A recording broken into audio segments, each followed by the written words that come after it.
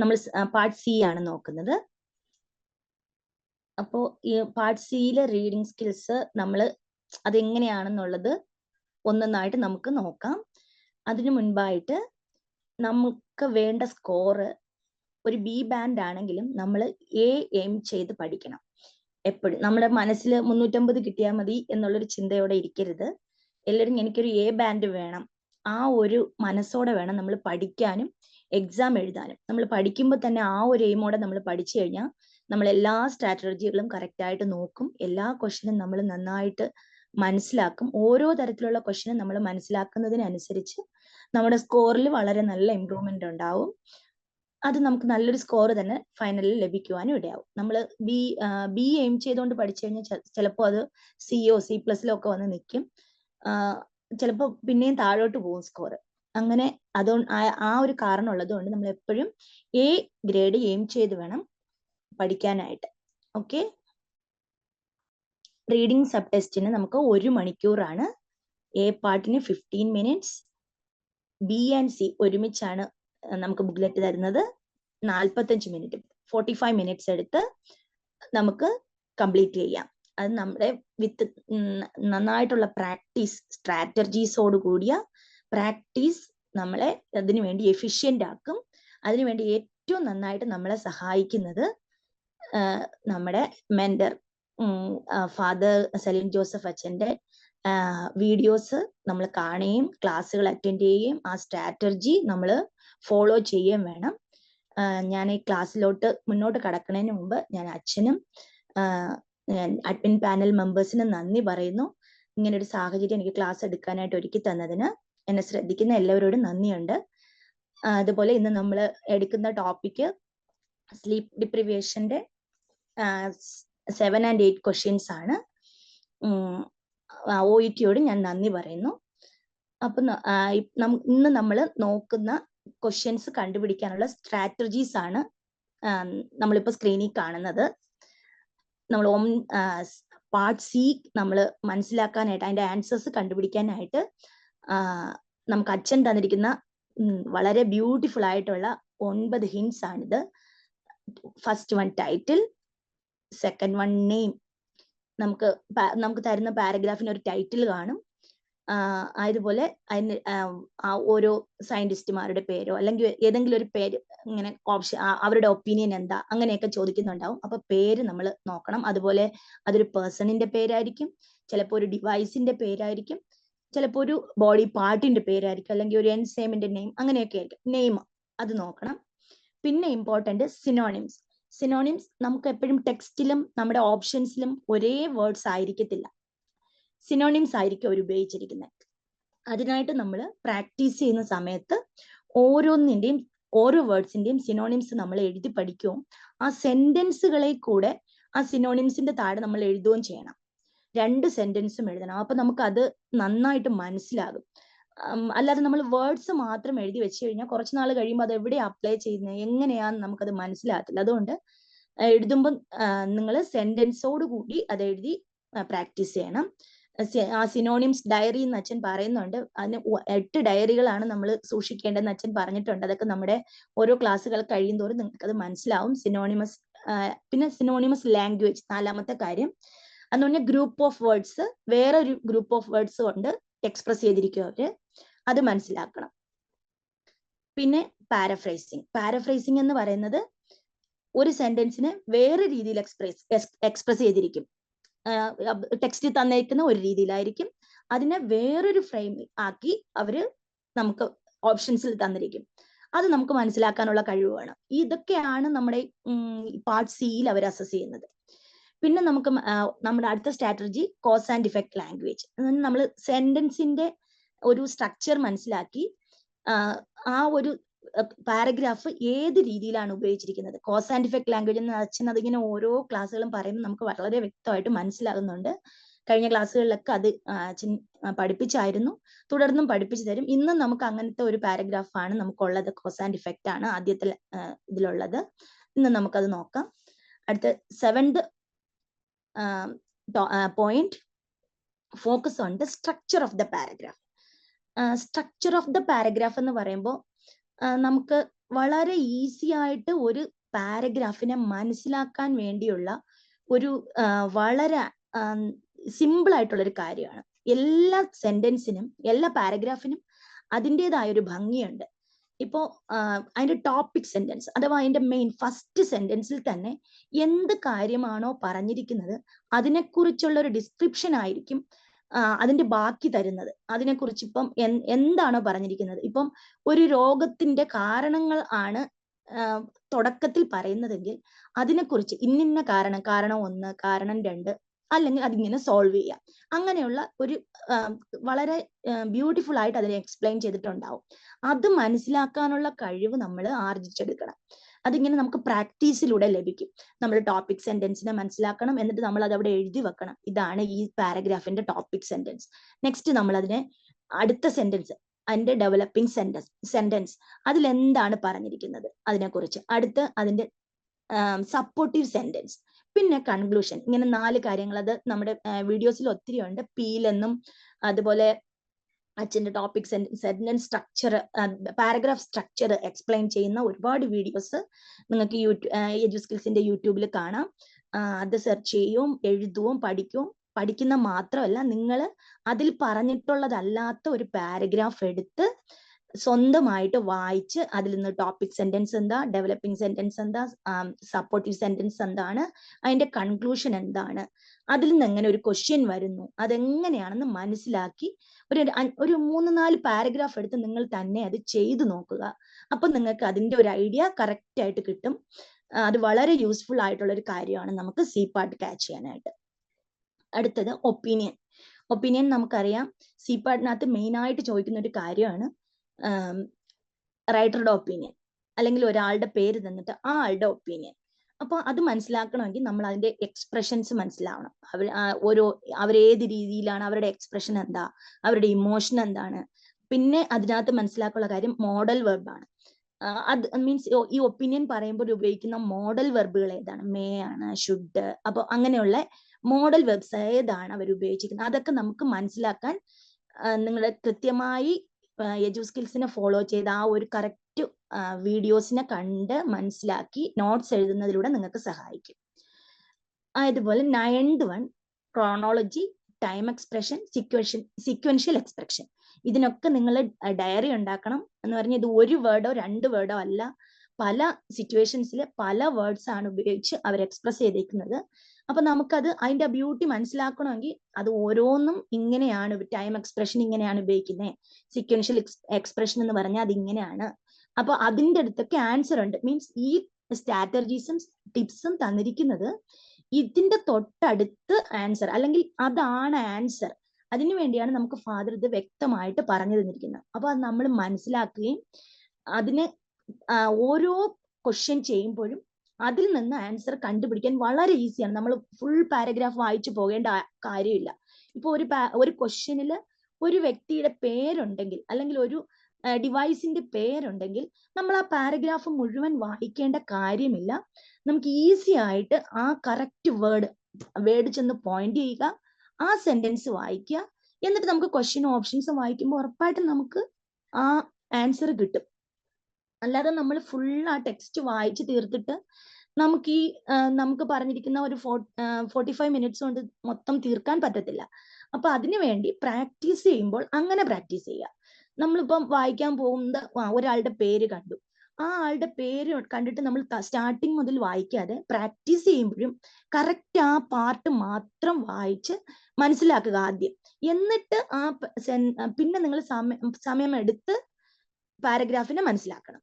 ആദ്യം ചെയ്യുമ്പോൾ ആദ്യം ക്വസ്റ്റ്യൻ, നമ്മുടെ ആൻസർ കണ്ടുപിടിച്ചതിന് ശേഷം, അല്ലെങ്കിൽ ഒരു അറ്റംപ്റ്റ് ചെയ്തതിന് ശേഷം പിന്നെ ആ പാരഗ്രാഫിനെ നന്നായിട്ട് വായിച്ച് അതിന്റെ സ്ട്രക്ചർ എന്താണ്, ഏത് ലാംഗ്വേജ് ആണ് ഉപയോഗിച്ചിരിക്കുന്നത്, ഏതൊക്കെ മോഡൽ വെർബ്സ് ഉപയോഗിച്ചിരിക്കുന്നു, ഏത് രീതിയിലാണ് അതിനെ ഫ്രെയിം ചെയ്തിരിക്കുന്നത്, എങ്ങനെയാണ് അതിൽ നിന്ന് ക്വസ്റ്റ്യൻ വന്നേക്കുന്നത്, ഞാനത് എങ്ങനെയാണ് സോൾവ് ചെയ്തത്, ഇതൊക്കെ നിങ്ങൾ എഴുതി വെച്ച് പഠിക്കണം. അത് വളരെ യൂസ്ഫുൾ ആയിരിക്കും. സോ നമുക്ക് മുന്നോട്ട് പോകാം. സ്ലീപ്പ് ഡിപ്രിവേഷനിലെ 7th ക്വസ്റ്റ്യൻ ആണ്.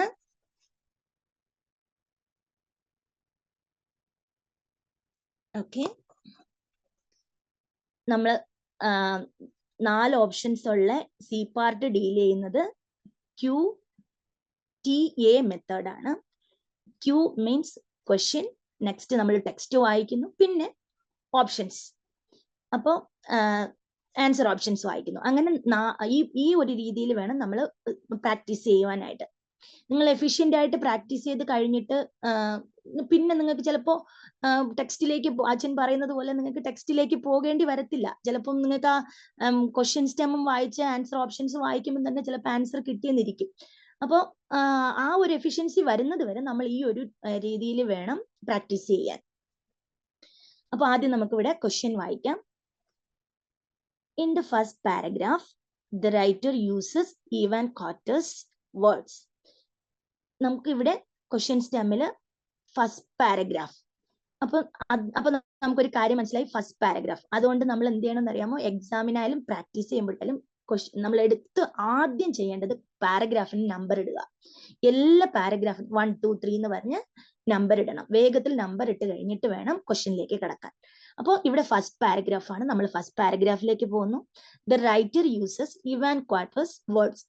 ആ വ്യക്തിയുടെ പേര് കണ്ടു, അത് അണ്ടർലൈൻ ചെയ്തു. വേർഡ്സ് 2. അപ്പൊ നമുക്കിവിടെ എന്തോ കാര്യത്തിന് വേണ്ടി ഇവാൻ ക്വാർട്ടേഴ്സിന്റെ വാക്കുകൾ ഉപയോഗിച്ചിട്ടുണ്ട്. എന്തിനാണ് എന്നാണ് ചോദ്യം. അപ്പോൾ നമുക്ക് പാരഗ്രാഫിലേക്ക് മൂവ് ചെയ്യാം.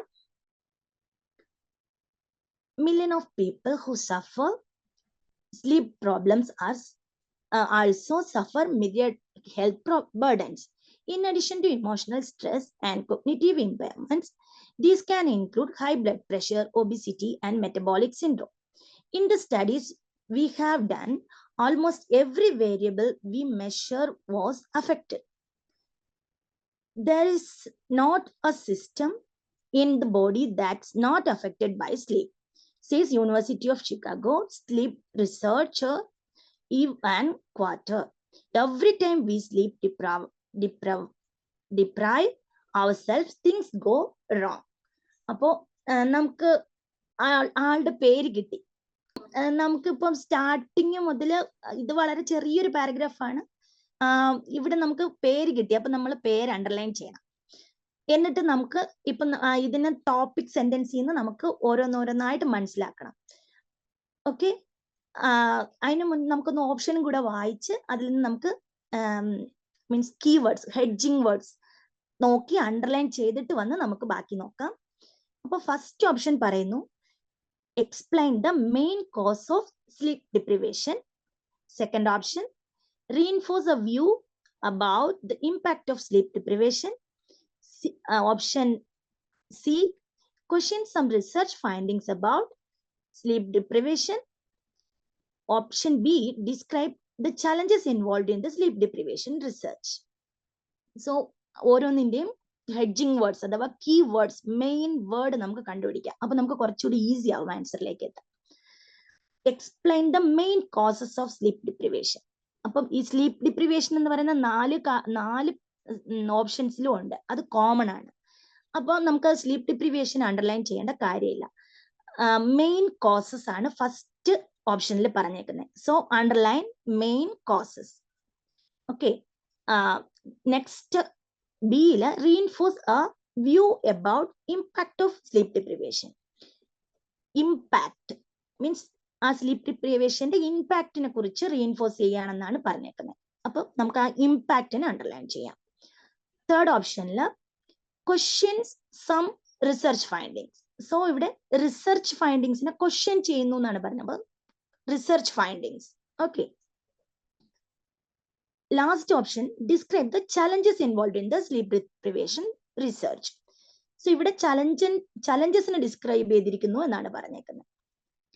അപ്പോ നമുക്ക് പിന്നെ പാരഗ്രാഫിലോട്ട് ക്വസ്റ്റ്യൻ സ്റ്റെം നോക്കിയിട്ട് പാരഗ്രാഫിലോട്ട് പോകാം. നിങ്ങളിപ്പോ വായിച്ചു കേട്ടതിൽ നിങ്ങൾ ആ ഓപ്ഷൻസ് ശ്രദ്ധിച്ചിട്ടും ഏതെങ്കിലും ശരിയായ ഉത്തരം നിങ്ങൾക്ക് തോന്നി മനസ്സിലായി എങ്കിൽ നിങ്ങൾക്ക് ചാറ്റ് ബോക്സിൽ ഇടാം, നമുക്ക് നോക്കാം. അപ്പൊ ഇവിടെ മെയിൻ ആയിട്ട് പറഞ്ഞിരിക്കുന്നത് ഫസ്റ്റ് നമുക്ക് ടോപ്പിക് സെന്റൻസ് നോക്കാം. Million of people who Zafar sleep problem also Zafar മിരിയഡ് health burdens. Health burdens എന്ന് പറഞ്ഞാൽ ആരോഗ്യകരമായ പ്രശ്നങ്ങൾ അവർക്ക് നേരിടുന്നു എന്നാണ്. അപ്പോ അതുപോലെ സ്ലീപ്പ് പ്രോബ്ലംസ് സഫർ മിരിയാഡ്. മിരിയാഡിന്റെ മീനിങ് നമുക്ക് ഈ വേർഡ്സുകളുടെ മീനിങ് അറിഞ്ഞുകൂടെങ്കിൽ എഴുതി വെക്കണേ. പ്ലെന്റി, പ്ലെന്റി എന്നാണ് meaning. So sleep സഫറേഴ്സിന് means sleep problem ഉള്ളവർക്ക് ഒരുപാട് ഹെൽത്ത് ഇഷ്യൂസ് ഉണ്ടെന്നാണ് ഫസ്റ്റ് സെന്റൻസ് തന്നെ പറയുന്നത്. അപ്പം നമ്മൾ നേരത്തെ പറഞ്ഞു ടോപ്പിക് സെന്റൻസ് എന്ന് പറഞ്ഞാൽ ഒരു പാരഗ്രാഫിന്റെ മെയിൻ ഐഡിയ ആണ്. അതിൽ നിന്നാണ് ബാക്കി അതിനെ എക്സ്പ്ലെയിൻ ചെയ്തുകൊണ്ടായിരിക്കും പാരഗ്രാഫിന്റെ അടുത്ത സെന്റൻസുകൾ വരുന്നത്. അപ്പൊ നമുക്ക് ശരിയാണോ എന്ന് വായിച്ചു നോക്കാം. In addition to emotional distress and cognitive impairments, അവർ പറയാണ് ഇൻ അഡീഷൻ ടു ദാറ്റ് എന്തൊക്കെയാ വരുന്നതെന്ന് പറയുകയാണ്. ഇമോഷണൽ ഡിസ്ട്രെസ് ഉണ്ടാവും, കൊഗ്നിറ്റീവ് ഇമ്പയർമെന്റ് ഉണ്ടാകും. ദീസ് ഇൻക്ലൂഡ് എന്തൊക്കെയാണ് പ്രശ്നങ്ങളെന്ന് പറയുകയാണ്. High blood pressure, obesity, metabolic syndrome, ഇങ്ങനെ ഓരോ കാര്യങ്ങളെ കുറിച്ച് അവർ പറയുന്നു. സോ അപ്പൊ മനസ്സിലായോ, ഇത്രയും ഹെൽത്ത് ബർഡൻസിനെ കുറിച്ചാണ് ഈ ഒരു പാരഗ്രാഫിൽ എക്സ്പ്ലെയിൻ ചെയ്തിരിക്കുന്നത്. മനസ്സിലായോ? അപ്പൊ ഇത്രയും എക്സ്പ്ലെയിൻ ചെയ്തതിനു ശേഷം ഇവാൻ കോട്ടേഴ്സ് പറയാണ്, there is not a system in the body that not affected by sleep. അപ്പൊ ഈ നമ്മുടെ ശരീരത്തില് സ്ലീപ്പ് കാരണം അഫക്റ്റ് ആവാത്ത ഒരു മീൻസ് ബോഡി പാർട്സും ഇല്ല. ശരീരം മുഴുവൻ എന്ത് ചെയ്യുന്നു, ഈ സ്ലീപ്പ് ഡിസ്റ്റർബൻസ് കാരണം അഫക്റ്റ് ആകുന്നു എന്നാണ് ഇവാൻ കോട്ടേഴ്സ് പറയുന്നത്. ഇനി നമുക്ക് ഓപ്ഷൻസിലേക്ക് പോകാം. ഓപ്ഷൻസിന്റെ ഫസ്റ്റ് വൺ പറയുന്നത് കോസസ്. കോസസ് ആണോ ഡിസ്ക്രൈബ് ചെയ്യുന്നത്? അല്ല, ഇവിടെ മെയിൻ ആയിട്ട് പറയുന്നത് അതിന്റെ ഇഫക്ട്സ് ആണ്. എന്തൊക്കെ ഇഫക്ട് സ്ലീപ്പ് ഡിപ്രിവേഷൻ ഉണ്ടായിക്കഴിഞ്ഞാൽ എന്തൊക്കെ ഇഫക്റ്റ് ഉണ്ടാകുന്നു ശരീരത്തിൽ എന്നാണ് പറയുന്നത്. അത് high blood pressure, obesity, metabolic syndrome, ഇങ്ങനെയുള്ള വിഷയങ്ങൾ ഉണ്ടാകുന്നു എന്നാണ് പറയുന്നത്. സോ നമ്മളിവിടെ ഓരോ ക്വസ്റ്റ്യൻസ് ഓരോ ഓപ്ഷനിലായിട്ട് നോക്കുമ്പോൾ എക്സ്പ്ലെയിൻ ദ മെയിൻ കോസസ്. നമ്മൾ പറഞ്ഞു കോസസ് ആയിട്ട് ഇവിടെ ഒന്നും കണ്ടില്ല, നമ്മളിവിടെ അതിന്റെ ഇഫക്ട്സ് ആണ് കണ്ടത്. സോ നമുക്ക് ആ ഫസ്റ്റ് ഓപ്ഷൻ എലിമിനേറ്റ് ചെയ്യാം. അടുത്ത second option, reinforce a view about impact of sleep deprivation. അവര് റീഇൻഫോഴ്സ് ചെയ്യാണ്. റീഇൻഫോഴ്സ് എന്ന് പറഞ്ഞു കഴിഞ്ഞാൽ അവരിങ്ങനെ ഉറപ്പിക്കുകയാണ്, അല്ലെങ്കിൽ സ്ട്രെങ്തൻ ചെയ്യാണ്, സപ്പോർട്ട് ചെയ്യാണ്. എന്തിനെ? അതിന്റെ ഇമ്പാക്ട്, അതുണ്ടാക്കുന്ന സ്ലീപ്പ് ഡിപ്രിവേഷൻ ഉണ്ടാക്കുന്ന ഇഫക്റ്റിനെ. അടുത്ത മൂന്നാമത്തെ ഓപ്ഷനിലാണെങ്കിൽ പറയുകയാണ് ഫൈൻഡിങ്സ്. ഇവിടെ ഫൈൻഡിങ്സിനെ കുറിച്ച് ഒന്നും പറഞ്ഞിട്ടില്ല. അപ്പൊ നമുക്ക് ഓപ്ഷൻ സിയും എലിമിനേറ്റ് ചെയ്യാം. ഡി, നമുക്ക് ഇവിടെ ചലഞ്ചസിനെ കുറിച്ച് മീൻസ് സ്ലീപ്പ് ഡിപ്രിവേഷൻ റിസർച്ചിനുണ്ടാകുന്ന ചലഞ്ചസിനെ കുറിച്ച് ഈ പാരഗ്രാഫിൽ ഒന്നും പറഞ്ഞിട്ടില്ല. സോ നമുക്ക് ഡിയും എലിമിനേറ്റ് ചെയ്യാം. എത്ര ഈസി ആയിട്ടാണ് നമുക്ക് ബി ഓപ്ഷൻ കിട്ടിയതെന്ന് മനസ്സിലായോ? ക്ലിയർ ആയോ? ഓക്കെ. അപ്പൊ എന്ന് പറഞ്ഞാൽ ഈ പാരഗ്രാഫിനകത്ത് മൊത്തത്തിൽ സ്റ്റാർട്ടിങ്ങിൽ ടോപ്പിക് സെന്റൻസിൽ തന്നെ പറയുന്നത് നമ്മുടെ എന്താ ഒരുപാട് ഹെൽത്ത് ബർഡൻ ഉണ്ടാക്കുന്നു എന്ന് പറഞ്ഞു. എന്നിട്ട് അടുത്ത് പറയുകയാണ് ഹെൽത്ത് ബർഡൻസിനെ കുറിച്ച് പറയാണ്. എന്തൊക്കെയാണ് ആ ഹെൽത്ത് ബർഡൻ? അതാണ് ഇവിടെ reinforce a view about impact of sleep എന്ന് പറഞ്ഞത്. വ്യക്തമായെന്ന് വിശ്വസിക്കുന്നു. നമുക്ക് അതിനെക്കുറിച്ച് ഡീറ്റെയിൽ ആയിട്ട് നോക്കാം. ഇവിടെ എന്തൊക്കെ ഇഫക്റ്റ് ആണെന്ന് പറയാൻ ടോപ്പിക് സെന്റൻസ് അതിനെ ഡിസ്ക്രൈബ് ചെയ്തേക്കുന്നത് എങ്ങനെയാണ്? Emotional stress, cognitive impairment, high blood pressure, obesity, metabolic syndrome. ഇങ്ങനെ നോക്കി കഴിയുമ്പോൾ നമുക്ക് വേഗത്തിൽ തന്നെ ആൻസറിലേക്ക് എത്താം. ഇവിടെ ഞാൻ സെന്റൻസ് സ്ട്രക്ചറിനെ കുറിച്ച് പറഞ്ഞല്ലോ. ഈ ഒരു പാരഗ്രാഫിനെ വളരെ സിമ്പിൾ ആയിട്ട് മനസ്സിലാക്കാൻ പാകത്തിന് നമുക്കിവിടെ ഡിസ്ക്രൈബ് ചെയ്ത് തന്നേക്കാം. ടോപ്പിക് സെന്റൻസ് എന്താണ്, ആ മെയിൻ ഐഡിയ എന്താണ്, അടുത്ത സപ്പോർട്ടീവ് സെന്റൻസിൽ എന്താണ് പറയുന്നത്, അടുത്ത ഡെവലപ്പിംഗ് സെന്റൻസ് 1, അടുത്ത 2. ആ ഡെവലപ്പിംഗ് സെന്റൻസ് ഈ മെയിൻ ഐഡിയയെ എങ്ങനെയാണ് അവർ ഡിസ്ക്രൈബ് ചെയ്തേക്കുന്നത്, ലാസ്റ്റ് കൺക്ലൂഡ് ചെയ്തേക്കുന്നത് എങ്ങനെയാണ്, ലാസ്റ്റ് ആ മെയിൻ ഫസ്റ്റ് പറഞ്ഞ അതേ ടോപ്പിക് സെന്റൻസിനെ എടുത്ത് അവർ കൺക്ലൂഡ് ചെയ്തേക്കാണ്. Every time we sleep deprive ourselves things go wrong. മനസ്സിലായോ? ഇതിന്റെ സ്ക്രീൻഷോട്ട് എടുക്കുകയും നിങ്ങൾ ഇത് എഴുതി വെക്കുകയും പഠിക്കുകയും ചെയ്യണം. ഇത് വളരെ സിമ്പിൾ ആയിട്ടുള്ള ഒരു പാരഗ്രാഫും അതിന്റെ സ്ട്രക്ചറും ആയ കാരണം നിങ്ങൾക്ക് ഇത് മനസ്സിലാക്കാൻ ഈസി ആയിരിക്കും. എല്ലാവരും ഇത് ക്ലാസ് കഴിഞ്ഞതിന് ശേഷം ഇതുപോലെ വേറൊരു പാരഗ്രാഫ് എടുത്തിട്ട്, നിങ്ങളുടെ മെറ്റീരിയൽസ് വേറെ കാണുമല്ലോ, ഒതന്റിക് ആയിട്ടുള്ള വേറെ, അല്ലെങ്കിൽ ഇതേ സ്ലീപ്പ് ഡിപ്രിവേഷന്റെ വേറൊരു പാരഗ്രാഫ് എടുത്ത് ഇതുപോലെ നിങ്ങൾ എഴുതി നോക്കണം. അതിന്റെ ടോപ്പിക് സെന്റൻസ് എന്താണ്, സപ്പോർട്ടീവ് സെന്റൻസ് എന്താണ്, ഡെവലപ്പിംഗ് സെന്റൻസ് എത്ര ഡെവലപ്പിംഗ് സെന്റൻസ് ഉണ്ട്, അതും എഴുതിയിട്ട് കൺക്ലൂഷൻ ആയിട്ട് അവരെന്താ തന്നേക്കണേ, ഇതെനിക്ക് മനസ്സിലായി, അതിങ്ങനെ വ്യക്തമായി മനസ്സിലാക്കി കഴിയുമ്പോൾ ആ പാരഗ്രാഫിനെ കുറിച്ച് ഒരു ഐഡിയ നിങ്ങൾക്ക് കിട്ടും. ഈസി ആയിട്ട് നിങ്ങൾക്ക് ആൻസറിലേക്ക് എത്താനും കഴിയും. എനിക്ക് ഞാൻ പറഞ്ഞത് മനസ്സിലായെന്ന് വിശ്വസിക്കുന്നു. നമുക്ക് നെക്സ്റ്റ് ക്വസ്റ്റ്യനിലേക്ക് പോകാമോ? Yes, ma'am. Yes, yes. Okay.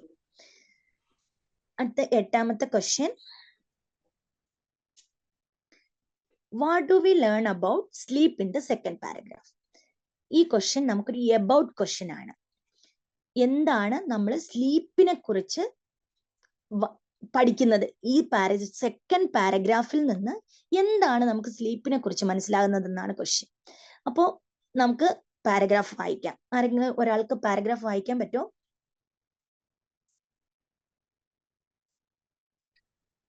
Yes, ma'am. Please. A common refrain among the sleep scientists about 2 decades ago was that sleep was performed by the brain in the interest of the brain. That was not fully elaborated theory, but it was not wrong. Numerous recent studies have hinted at the purpose of sleep by confirming that neurological function and cognition are messed up during sleep loss, with the patient reaction time, mood and judgment all suffering if they are kept awake too long. Okay, thank you. നമ്മൾ paragraph വായിച്ചു കേട്ടല്ലോ. Next answer ഓപ്ഷനിലേക്ക് പോകണം. So answer option A, scientific opinion about it's function has changed in recent years. So അതിൽ നമുക്ക് hedging words എടുക്കണം. നമുക്കിവിടെ hedging word ആയിട്ട് it's function എടുക്കാം.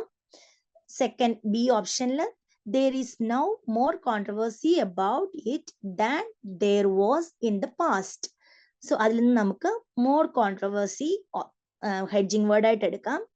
C option, researchers have tended to confirm earlier ideas about its purpose.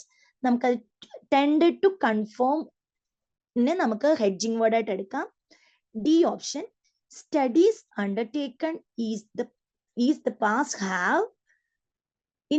have formed the basis of current research. So നമുക്ക് the past എന്നുള്ളതിനെ hedging word ആയിട്ട് എടുക്കാം. എന്നിട്ട് നമുക്ക് നിങ്ങളുടെ ആൻസേഴ്സിനെ നിങ്ങൾക്ക് ചാറ്റ് ബോക്സിൽ ഇടാം. വേറെ ഓപ്ഷൻസ്? ഓക്കെ, സി, പലരും സി ആണ് ആൻസർ ആയിട്ട് പറഞ്ഞേക്കുന്നത്. Your answer is correct. നമുക്ക് അത് എങ്ങനെയാണെന്ന് നമുക്ക് നോക്കാം. സോ ഇവിടെ നമ്മൾ ഫസ്റ്റ് ടോപ്പിക് സെന്റൻസ് വായിക്കുകയാണ്. ടോപ്പിക് സെന്റൻസ് വായിക്കുമ്പോൾ എന്താ? A common refrain among sleep scientist about 2 decades ago was that sleep was performed by the brain in the interest of brain. അവരിങ്ങനെ പഴയ കാലത്തെ ഒരു സ്റ്റഡിയെ കുറിച്ച് ആദ്യം പറയുന്നു അല്ലെ. അടുത്ത് ഇറ്റ് വാസന്റ് ഫുള്ളി എലാബറേറ്റഡ്, അതിനത്ര നന്നായിട്ട് വിശദീകരിച്ചിരുന്നില്ല എന്ന് പറയുന്നു. അടുത്തൊരു contrast word ഉപയോഗിച്ചിരിക്കുകയാണ്, it wasn't wrong.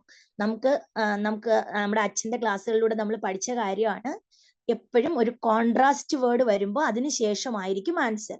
So contrast word എന്ന് പറഞ്ഞാൽ ബട്ട്, ഹവർ, അങ്ങനെയുള്ള കോൺട്രാസ്റ്റ് വേർഡുകൾ, ഓൾദോ, അങ്ങനെ കോൺട്രാസ്റ്റ് വേർഡുകൾ വന്നു കഴിഞ്ഞതിന് ശേഷമായിരിക്കും ആൻസർ വരുന്നത്. സോ നമുക്ക് ആ ഒരു സെന്റൻസ് വായിച്ചു നോക്കാം. ഇറ്റ് വാസന്റ് റോങ് എന്ന് പറഞ്ഞാൽ ഈ തിയറി തെറ്റല്ല. Numerous recent studies have hinted at the purpose of sleep by confirming that neurological function and cognition are messed up during sleep loss. അപ്പോൾ അവര് പറയാണ്, ഇപ്പൊ ഈ റീസെന്റ് ആയിട്ട് നടന്ന സ്റ്റഡികളിൽ എന്ത് ചെയ്തു, പർപ്പസ് ഓഫ് സ്ലീപ്പിനെ കുറിച്ച് അവര് കൺഫേം ചെയ്യുകയാണ്. ഈ ഇങ്ങനത്തെ purpose means sleep loss neurological പ്രോബ്ലംസും കോഗ്നിറ്റീവ് പ്രോബ്ലംസും ഉണ്ടാക്കും എന്നവര് കൺഫേം ചെയ്യുന്നു. മനസ്സിലായോ? ആ കൺഫേം എന്നുള്ള വേർഡ് നമുക്ക് അതുപോലെ തന്നെ ടെക്സ്റ്റിലും ഉണ്ട്. സോ നമ്മുടെ ഓപ്ഷൻസിൽ നോക്കുമ്പം first option scientific opinion about it's function has changed in recent years. ഇവിടെ സയന്റിഫിക് ഒപ്പീനിയൻ ചേഞ്ച് ആയി എന്ന് പറയുന്നുണ്ടോ? ഇല്ല. അവർ പറയുന്നത് അത് കറക്റ്റ് ആയിരുന്നു, പക്ഷെ അതൊരു എലാബറേറ്റഡ് സ്റ്റഡി ആയിരുന്നില്ല എന്നാണ് പറയുന്നത്. ഡീറ്റെയിൽ ആയിട്ടുള്ള ഒരു സ്റ്റഡി ആയിരുന്നില്ല എന്ന് പറയുന്നു. അതുകൊണ്ട് നമ്മൾ എന്ത് ചെയ്യുന്നു? ആ ഓപ്ഷനെ എലിമിനേറ്റ് ചെയ്യുന്നു. Second B option, there is now more controversy about it than there was in the past. ഒരിക്കലും അവര് കോൺട്രവേഴ്സി ഉണ്ടെന്ന് പറയുന്നില്ല, കോൺട്രവേഴ്സിയെ കുറിച്ച് പറയുന്നില്ല. അത് വാസ് ഇൻ റോങ് എന്നല്ലേ പറയുന്നത്. അപ്പോ ആ ഓപ്ഷനും തെറ്റാണ്. നമുക്ക് സി ഓപ്ഷൻ നോക്കാം. Researchers had tended to confirm earlier ideas about its purpose. ഇത് കൺഫേം. അപ്പൊ ഇവിടെ ചെയ്യുന്നത് റിസർച്ചേഴ്സ്. ഇവിടെ റിസർച്ചേഴ്സ് എന്ന് പറയുമ്പോൾ റിസർച്ചേഴ്സ് എന്ന് ഈ ബട്ട് കഴിഞ്ഞിട്ടുള്ള പാട്ട് വായിച്ചു നോക്കുമ്പോൾ ന്യൂമറസ് സ്റ്റഡീസ് എന്നാണ് തന്നേക്കുന്നത്. അവിടെ റിസർച്ചേഴ്സ് എന്ന് തന്നിട്ടില്ല, പക്ഷെ അത് അതിന്റെ ഒരു പാരാഫ്രൈസ്ഡ് ഫോം ആണ്. ഇവിടെ റിസർച്ചേഴ്സ് എന്ന് നമുക്ക് ഓപ്ഷനിൽ തന്നേക്കുന്നു. ഇവിടെ ന്യൂമറസ് റീസെന്റ് സ്റ്റഡീസ് ചെയ്യുന്നത് ആരാ? റിസർച്ചേഴ്സ് ആണ് ചെയ്യുന്നത്. അപ്പോൾ അതാണ് നമ്മുടെ ആൻസറിലേക്കുള്ള hint. Have hinted that at the purpose of sleep by confirming the neurological function and cognition are messed up during sleep loss. Okay, മനസ്സിലായോ? അവർ പറയാണ് researchers have tended to confirm earlier ideas about its purpose. ആ earlier ideasനെ അവർ പിന്നെയും എന്ത് ചെയ്തിരിക്കുന്നു? Confirm ചെയ്തിരിക്കുകയാണ് ചെയ്യുന്നത്. നമുക്ക് അതുപോലെ തന്നെ ഡി ഓപ്ഷനെ എലിമിനേറ്റ് ചെയ്യാൻ കഴിയും. Studies undertaken in the past have formed on the basis of current research. Current റിസർച്ചിന്റെ ബേസിസിലാണോ പഴയ സ്റ്റഡി ചെയ്തേക്കുന്നേ? അല്ല, പാസ്റ്റിൽ നടന്ന സ്റ്റഡി നേരത്തെ ചെയ്തതാണെന്ന് നമുക്ക് പാരഗ്രാഫിൽ വായിച്ച് മനസ്സിലാക്കാൻ കഴിയും. സോ അങ്ങനെ നമുക്ക് ഡി ഓപ്ഷനും എലിമിനേറ്റ് ചെയ്യാം. അപ്പൊ ഇവിടെ നമുക്ക് ആൻസർ കിട്ടിയേക്കുന്നത് കോൺട്രാസ്റ്റ് വേർഡിന് ശേഷമാണ്. അപ്പോൾ എപ്പോഴും നമ്മൾ പ്രാക്ടീസ് ചെയ്യുമ്പോൾ ഒരു കോൺട്രാസ്റ്റ് വേർഡ് ടെക്സ്റ്റിൽ കണ്ടു കഴിഞ്ഞാൽ വേഗം ആ കോൺട്രാസ്റ്റ് വേർഡ് അണ്ടർലൈൻ ചെയ്യുകയും അതിന് ശേഷമുള്ള പാർട്ട് വായിച്ചു നോക്കുകയും ചെയ്യണം. ഇൻ കേസ് നമുക്ക് കിട്ടിയില്ലെങ്കിൽ മാത്രം പിന്നെ നമ്മൾ ടോപ്പിക് സെന്റൻസ് വായിച്ച് പിന്നെ അങ്ങനെ ഫുൾ വായിച്ചാൽ മതി. കിട്ടിയില്ലെങ്കിൽ മാത്രം ഒരു 90% എബോവ് ആൻസേഴ്സ് നമുക്ക് കോൺട്രാസ്റ്റ് വേർഡ് കഴിഞ്ഞ് വായിക്കുമ്പോൾ നമുക്ക് ഉറപ്പായിട്ട് കിട്ടും. അത് നമുക്ക് പ്രാക്ടീസിൽ മനസ്സിലാവും. അങ്ങോട്ട് നിങ്ങൾ അങ്ങനെ ഇനി ചെയ്ത് നോക്കും. ഇങ്ങനെ കോൺട്രാസ്റ്റ് വേർഡ് കാണുമ്പോൾ ആ ഒരു പാർട്ട് അണ്ടർലൈൻ ചെയ്ത് അതിനൊന്ന് നന്നായി വായിച്ച് മനസ്സിലാക്കി നോക്കുമ്പോൾ നമുക്ക് ആൻസർ കിട്ടും.